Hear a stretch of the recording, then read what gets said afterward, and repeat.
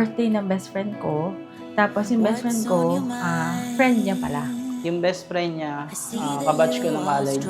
Nag-birthday, in-invite ako. Ayun, doon ko siya nakita. Doon kami nagkakilala.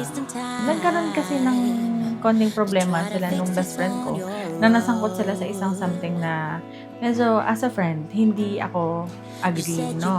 Galit siya sa akin. Kalokohan kaming nagawa ng kaibigan, best friend niya, kasama ko. Kaya feeling niya, BI ako sa best friend niya. Kaya ayun. So the moment na nalaman ko na pupunta siya, so ako curious kasi hindi ko siya kilala eh. Then, nung party nga, kinuha ko yung number niya.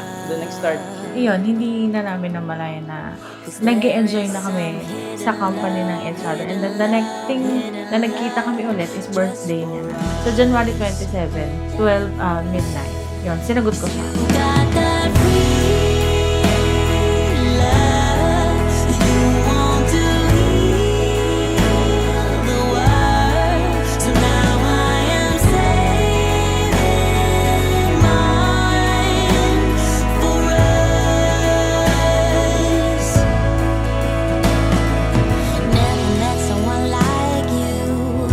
Dati, nangako ako sa kanya na sabi ko, one day I will marry you. And that one day is today. Lagi sinasabi ko sa kanya na hindi ako yung tipo ng lalaki na papangarapin ng isang ama na mapangasawa ng kanilang anak. Dahil ito lang ako, simple. But you see, every day I've been pushing myself to show you na kahit anong hirap, kakayanin ko kasi ayoko na makita ka na yung hirap mag-isa. Alam ko, masaya yung maglolo sa itaas.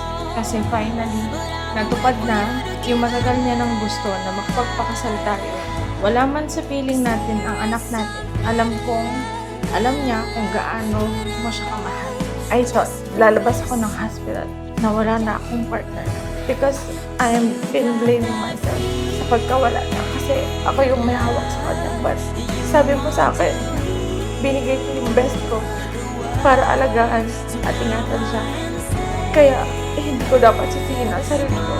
But you stood by my side. Ayaw mo kong iwan. Mas minahal mo ko. Nandun na ako sa rurok na gusto ko nang bumigay. Pero hindi mo ko binitawan.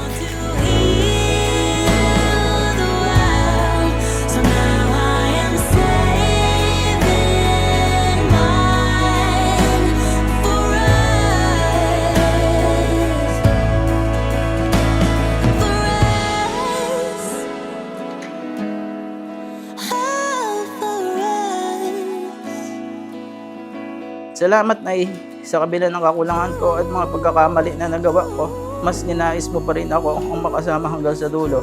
Isa lang ang dinadalangin ko, please stay, kasi kahit anong tapang ko, iba pa din ang takot ng ideyang hindi na ikaw ang kasama ko. And lastly, thank you for sharing your world with me. It's a privilege to be a part of it for eternity.